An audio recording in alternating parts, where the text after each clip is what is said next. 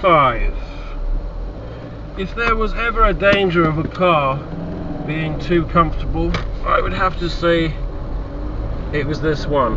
Now the reason why I say that is not because the fact that this chair I'm sitting in feels like an armchair, it's as cozy as one. It's the traditional Citroen suspension. This car just floats and undulates down the road. It's hypnotic.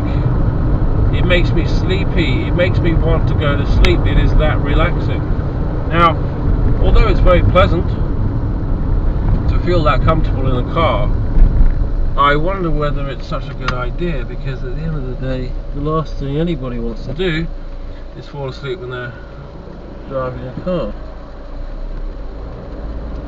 So it's a bit of a double-edged sword, that really, but it has to be said, it is a comfortable car, and that's really where the emphasis of my point is. How that affects the cornering and all that, I will find out shortly. But one thing that is mesmerising about this car at the moment is the digital display up here, which is telling me the miles per gallon. I was doing 50 miles an hour just now, 1,500 revs, and the car said 74 miles per gallon. Now, by anybody's definition, that is extremely good, and it's obviously a realistic speed to be able to maintain on most roads, I would say. Now the brakes on this car are not fantastic. They do feel a little bit cheap. They do feel a little bit poorly made. But I think anybody who's familiar with French cars will know they're not known for their engineering. They're more built for their looks or for their quirkiness, or as with Citroen, the comfortable ride. Danger with the brakes is you don't tend to get so much of a grabby brake system on a bigger car, but they're either on or they're off, and you don't have the ability to apply a gradual pressure to the brakes and give yourself a lot more control over the braking system. When it comes down to brakes, it shouldn't be in an on and off. You should be able to apply just as much pressure to the brakes as you can to accelerating the car through the accelerator pedal.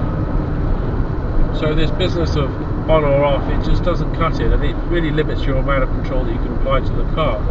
So the brakes aren't great, but I didn't expect them to be great. The main thing is they stop the car, but that's really about as good as it gets. Now the interior of the car is a little bit sort of Mondeo-ish. It's bland and it's cheap, but it feels better than its Japanese counterparts. It feels better made. There's different grades of plastic as well, and it does feel like it's, as far as plastic goes, one of the better ones. The instrument cluster looks very easy to operate. I'm pretty sure you could control most things there without having to take your eyes off the road, which is going to be a plus. Speedo, definitely visible, not obstructed by the steering wheel. As I say, you have a digital display here, which is probably a bit archaic nowadays. The wing mirrors are pathetic. They're absolutely minute, and I don't understand why a large car has such small mirrors. That just doesn't make sense. To me, that's just stupid. And also, the rear view vision isn't that great too. There's not a lot of window to see out the back. The headrests take up a lot of it, and if you had 3 people in the back, you wouldn't be able to see anything at all. Now, the car goes around the corners very comfortably, but I wouldn't say it holds the road that well at all.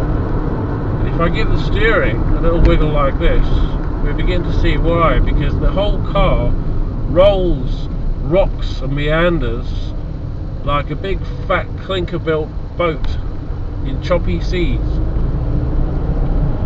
So if I was in a position to do an emergency swerve in this car, I would not feel comfortable at all.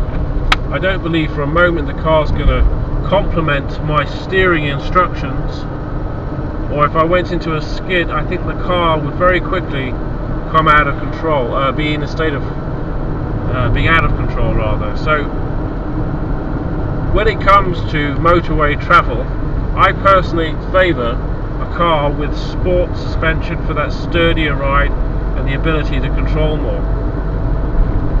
Now, it's also very sluggish. It's not a fast car. It struggles to get along this, it's a 5-speed manual, and there's also a lot of play in the steering. I can move the steering wheel a long time before the steering wheels respond. And when you do turn, the car rolls over immediately. It's a very bizarre feeling. It's almost like a sailing boat in water with the keel removed. But if you're driving big distances, long straight roads, this is the car for it. I mean, it's so relaxing to drive. But is it any good? To be fair, I would put it on the level of a Ford Mondeo. It's like a Ford Mondeo with soggy suspension. You know, the brakes aren't that great. It hasn't got the performance, but it's just the only difference between this and a Ford basically is it's more comfortable. And I think this car in the rain would be troublesome. It is a front wheel drive. It's a heavy car. It's sluggish. It rolls all over the place, and I think you're going to see a lot of understeer, and you're going to see a lot of wheel spinning in the rain. It won't like the corners, this car. But one thing I will say is it doesn't appear to have any torque steer, and the only reason for that really is two reasons. One, it's not fast enough or powerful enough, and two, there's so much play in the steering wheel here, you just don't pick it up. So if I had to give this car a score out of 10, I'd have to say it'd be about 5 or 6. Personally, if you're thinking about buying one, I would not recommend it. There's a lot better options within this price range, and this certainly is not one of them.